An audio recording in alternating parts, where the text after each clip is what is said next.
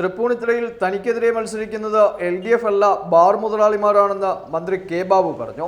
Bar മുതലാളിമാരുടെ പണം ഉപയോഗപ്പെടുത്തിയാണ് തൃപ്പൂണിത്തുറയിൽ LDF തനിക്കെതിരെ പ്രചാരണം നടത്തുന്നത്. തൃപ്പൂണിത്തുറയിൽ കാരായി രാജന്റെയും കാരായി ചന്ദ്രശേഖരന്റെയും നേതൃത്വത്തിൽ പ്രവർത്തിക്കുന്ന CPIM പ്രവർത്തകർ UDFന്റെ ഫ്ലെക്സുകളും ബാനറുകളും നശിപ്പിക്കുകയാണെന്നും കെ ബാബു ആരോപിച്ചു. ഇവിടെ CPM എനിക്കെതിരായി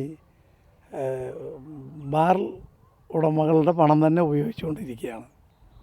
ഇവിടെ ക്യാമ്പ് ചെയ്ത് എന്നെ തോൽപ്പിക്കാൻ വേണ്ടി ശ്രമിക്കുന്ന ആളുകൾ ധാരാളമുണ്ട്. അതുപോലെ തന്നെ ഇവിടെ കാരായിമാർ ഇവിടെ ക്യാമ്പ് ചെയ്തിട്ടാണ് പ്രവർത്തനം നടത്തിക്കൊണ്ടിരിക്കുന്നത്.